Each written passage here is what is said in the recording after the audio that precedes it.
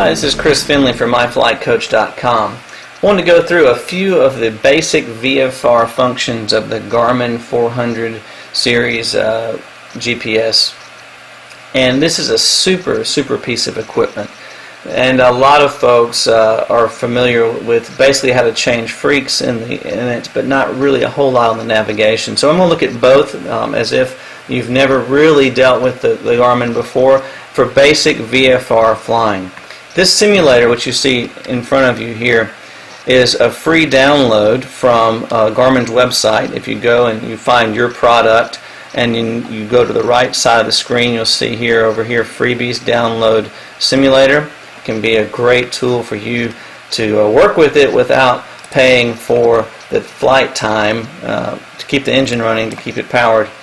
So the first thing you do once you turn on your avionics power, it will do a self-test. And by the way, don't worry too much about the bottom here. This is to simulate flight. If I want to pretend that we're flying at a certain altitude or a certain airspeed, we can make it do so. But for now, we're just going to be working with the system as if we were sitting on the ramp. And once it goes through its self-test, it will show you the current database. These databases need to be updated on a regular basis, about every 28 days. And especially if you're going to be flying IFR, it's a requirement. And this is a simulator, so we're not too worried about it. But once we see that, we hit enter. Again, we have another partial self-test here, so verify these entries based on what you see in front of you on your instrument panel. Hit enter again. It will show us what satellites it's able to track, and then it will give us our overview map, showing us where we are located at our home airport. And we've got our home airport here set for Mike 33, which is my home airport in Gallatin, Tennessee. The first thing to understand about the Garmin is that it's divided into two basic sections, two really basic functions. The communications and navigation side over here for your VOR and localizer freaks and your communication frequencies, and over here your GPS functions. And that usually can help people sort of begin to get their brain around exactly what they're looking at and what they're doing.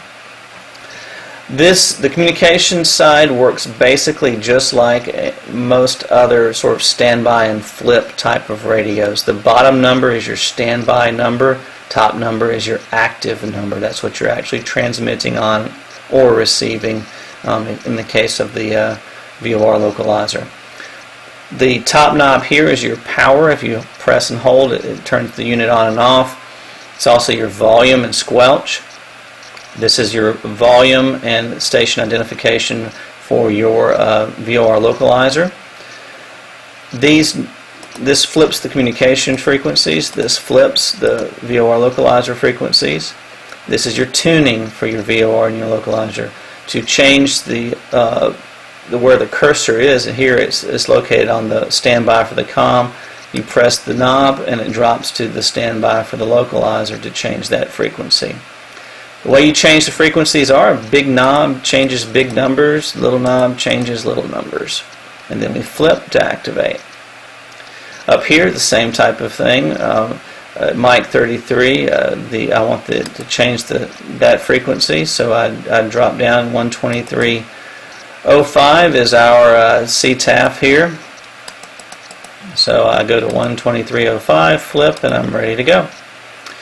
One thing to remember as far as how we're navigating is if I am going to be tracking, say, the Nashville VOR at 117.1 here, I need to make sure that my course deviation indicator is going to be tracking that frequency.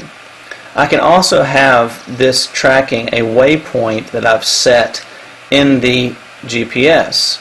So if I really want to fly to the Nashville VOR and I still have this set at GPS, it won't work. As one of my teachers used to say, that dog won't hunt. You have to make sure this is set on VOR localizer if you indeed are intending to navigate using a VOR or localizer. Alright? So let's jump over here to the navigational side.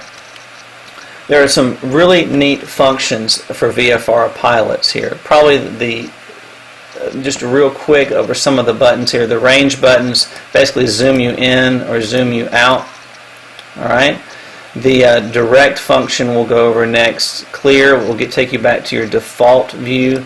Default view is the first page of your navigation menu with one knob over. Gives you your map view. Enter is clear enough. You get a question you want to confirm, you'll hit enter.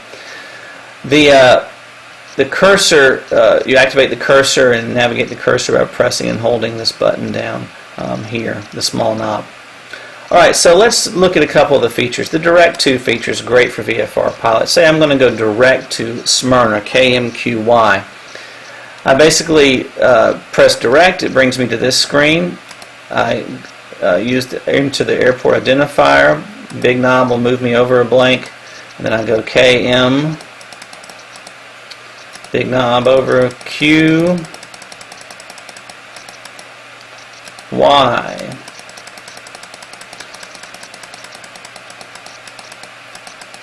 Alright, there's Smyrna. I press enter to select and enter to activate, and it draws me a course line for Smyrna. That's the magenta line here. Gives me a tracking, and it gives me a distance to the field. Now if I were actually flying, I had the airspeed down here kicked up, it would give me an actual ground speed towards it. Wonderful, easy way to navigate. And so that's key, the direct to feature. So we can easily navigate to an airport using that. One of the other great features about this is the nearest function. In order to talk about the nearest function, let's talk about pages and chapters real quick.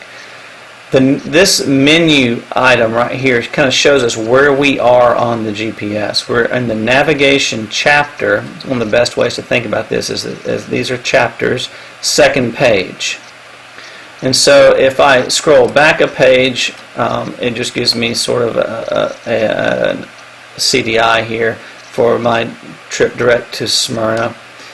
Over one gives me the map, terrain, information about my current departure, and the compass. Alright, so we go back. That's the navigation. Big knob changes chapters, and so here's the waypoint. Here's Smyrna.